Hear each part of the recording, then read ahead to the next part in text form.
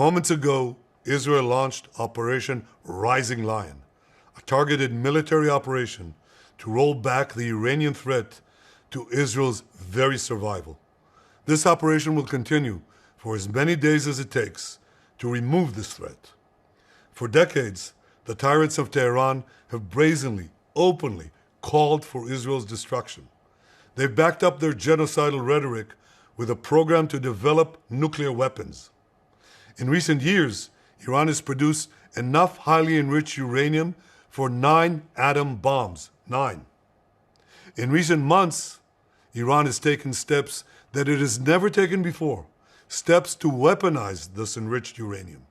And if not stopped, Iran could produce a nuclear weapon in a very short time. It could be a year, it could be within a few months, less than a year. This is a clear and present danger to Israel's very survival. 80 years ago, the Jewish people were the victims of a Holocaust perpetrated by the Nazi regime. Today, the Jewish state refuses to be a victim of a nuclear Holocaust perpetrated by the Iranian regime. Now, as Prime Minister, I've made it clear time and again, Israel will never allow those who call for our annihilation to develop the means to achieve that goal. Tonight, Israel backs those words with action. We struck at the heart of Iran's nuclear enrichment program. We struck at the heart of Iran's nuclear weaponization program. We targeted Iran's main enrichment facility in Natanz. We targeted Iran's leading nuclear scientists working on the Iranian bomb. We also struck at the heart of Iran's ballistic missile program. Last year, Iran fired 300 ballistic missiles at Israel. Each of these missiles carries a ton of explosives and threatens the lives of hundreds of people. Soon, those missiles could carry a nuclear payload, threatening the lives not of hundreds, but of millions. Iran is gearing up to produce 10,000 of those ballistic missiles within 3 years. Now just imagine 10,000 tons of TNT landing on a country the size of New Jersey. This is an intolerable threat. It too must be stopped. Iran is now working on what it calls the new plan to destroy Israel. You see, the old plan failed. Iran and its proxies tried to encircle Israel with a ring of fire and to attack us with the horrible attack of October 7th.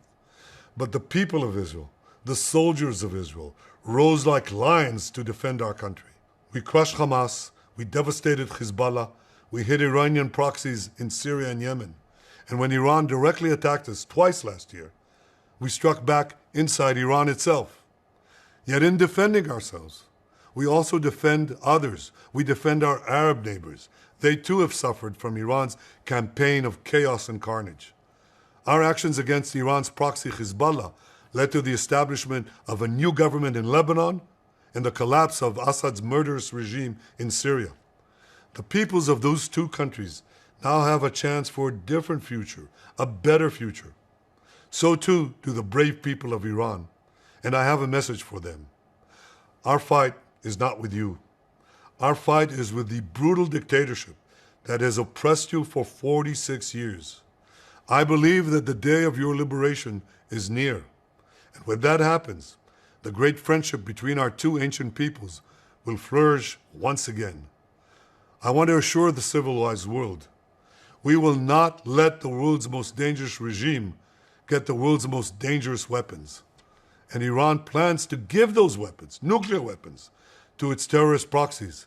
That would make the nightmare of nuclear terrorism all too real. The increasing range of Iran's ballistic missiles would bring that nuclear nightmare to the cities of Europe and eventually to America. Remember, Iran calls Israel the small Satan. It calls America the great Satan. And this is why for decades, it's led millions in the chants of death to Israel and death to America. Today, Israel is responding to those genocidal calls with action and with a call of our own. Long live Israel and long live America. Our action will help make the world a much safer place. I want to thank President Trump for his leadership in confronting Iran's nuclear weapons program. He has made clear time and again that Iran cannot have a nuclear enrichment program. Today, it is clear that Iran is just buying for time.